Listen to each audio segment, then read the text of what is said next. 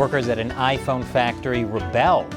China's Zero Covid policy has become chaos. And Michael Bloomberg apologizes to China. That and more on this week's China News Headlines.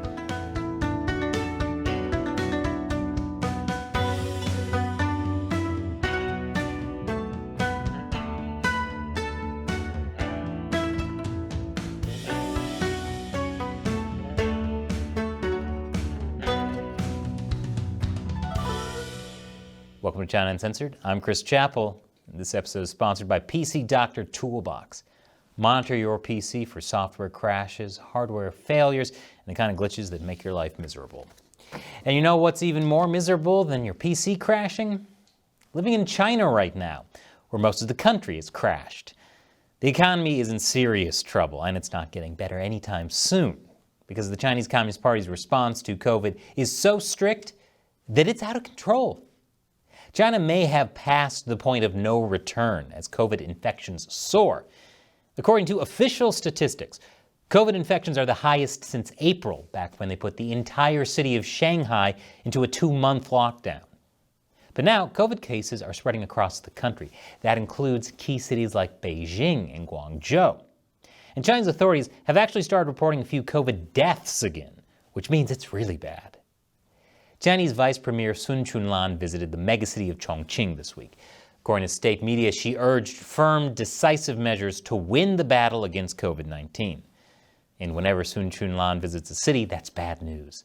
It's always followed by a severe lockdown, like in Shanghai.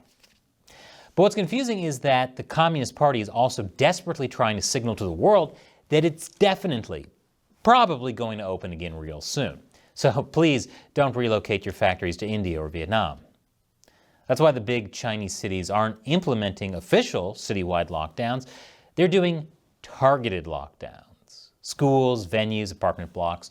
So even if, say, all the apartment blocks in the city are locked down, technically the city's not locked down. And officials are not necessarily calling them lockdowns. They're calling them other things like control at the community level. Totally not a lockdown. And more signs that COVID is totally under control. Beijing is building makeshift quarantine camps in the city center. There are some reports that Beijing cadres are issuing localized lockdown orders, but only verbally, so there's no official record of it. And that's not inspiring confidence. Except, of course, on Wall Street, where a lot of very smart, very stupid people are saying it's time to invest in China again. Speaking of bad investments in China, Apple. Workers at a Foxconn-owned iPhone factory in the city of Zhengzhou rebelled this week. You can see them fighting with security officials in hazmat suits. Earlier this month, I had told you that many Foxconn workers had fled the factory, some of them on foot because they were scared Foxconn would lock them inside for weeks on end. In response, Foxconn had promised to quadruple daily bonuses this month for workers still at the plant. But protesting workers were heard in the video saying that Foxconn failed to honor their promise. Foxconn, meanwhile, blamed an internal computer error and said they would fulfill their promises. Workers weren't buying it. Fortunately, Chinese authorities know how to resolve this kind of conflict. Send in the riot police. Although that doesn't seem to be entirely working for them this time, since workers are still fighting back. Here, workers are throwing sticks, poles, and what look like full-on barricades directly at the riot police. And after the brutal clashes with riot police, it doesn't appear to be just a protest against Foxconn anymore.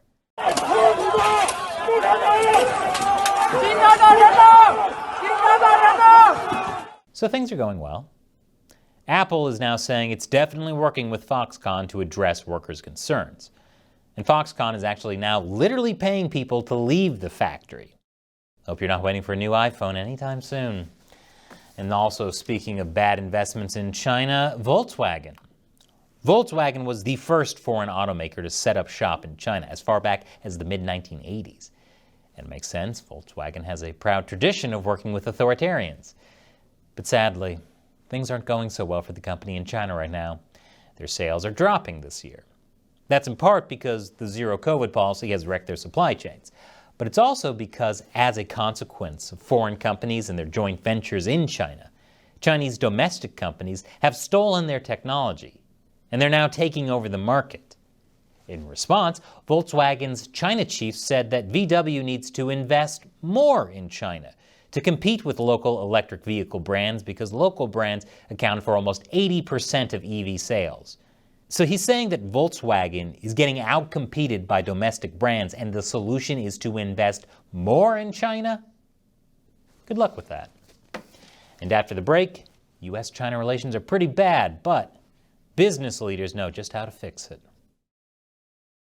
Welcome back. U.S.-China relations are at an all-time low. They've been going downhill since 2020, in particular since Trump signed a trade deal with China, which China then flagrantly ignored. And also because China covered up the coronavirus to hoard medical supplies. And also because China militarized the South China Sea to prepare for its invasion of Taiwan. There's actually a lot of little things that make it hard to be in a relationship with China right now. But maybe there's hope yet, because China has turned to back-channel diplomacy to shore up U.S. ties. President Biden met with Xi Jinping at the G20 summit in Indonesia last week. But ahead of that meeting, a semi-official Chinese delegation of policy advisors and executives met with a U.S. counterpart group in New York. That meeting was set up by insurance executive Maurice Hank Greenberg, the former CEO of AIG. He's considered an old friend of China. Old because he's 97. Friend of China because he's been pushing for close business ties with China since ancient times. He was one of the people who pushed Bill Clinton to help get China into the World Trade Organization more than 2 decades ago. Side note, Greenberg is one of only 10 foreigners to get the China Reform Friendship Medal presented to him by Xi Jinping himself. That's because, according to state-run media, he had been firmly optimistic on China's development opportunities and has been supporting win-win cooperation between China and the United States. How optimistic? While he was CEO of AIG, Greenberg made the decision to stay in China after the 1989 Tiananmen Square massacre, even as other Western businesses fled. Greenberg has since defended that decision as the right thing to do. So Greenberg was the guy who set up this meeting. If you're already getting a bad feeling about this, just wait. Some of the other Americans who attended this back-channel meeting include Paul Freeberg, the CEO of agribusiness Conta Group, which has a huge amount of business based in China. Former U.S. Senator Joe Lieberman, who once worked as a lobbyist for Chinese telecom ZTE, Max Baucus, the U.S. ambassador to China under President Obama, and Terry Branstad, the U.S. ambassador to China under President Trump.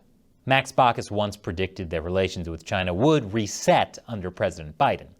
Baucus also regularly appeared on Chinese state-run media praising China, and also provides consulting services to American and Chinese businesses. He also once served on the board of advisors to Alibaba Group.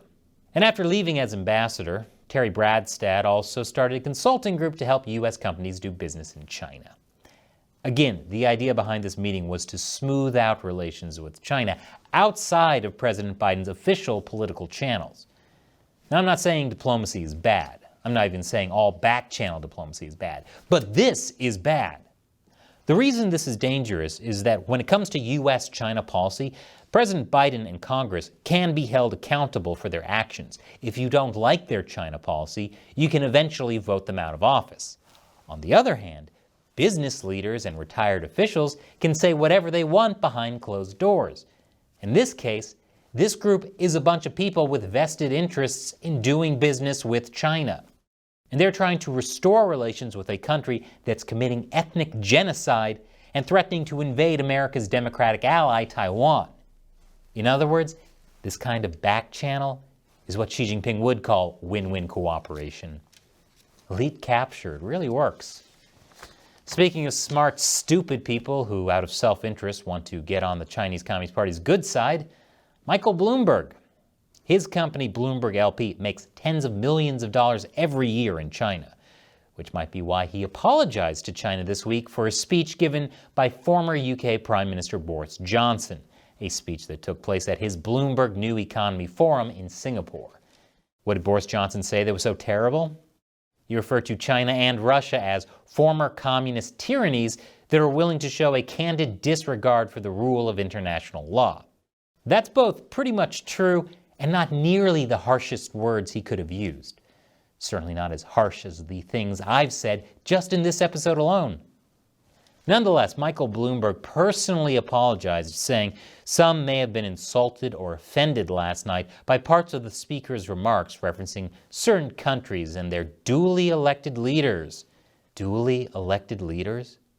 Duly elected leaders? Duly elected leaders? Elite capture, it really, really works. And speaking of people praising China, Klaus Schwab, the head of the World Economic Forum. He appeared on Chinese state-run media praising China's tremendous achievements and calling it a role model for other countries.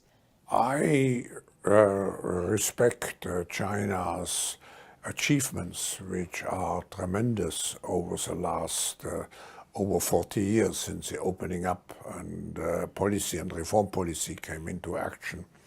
I think it's a role model for many countries, but I think also we should leave it to each country to make its own decision what system it wants to adopt.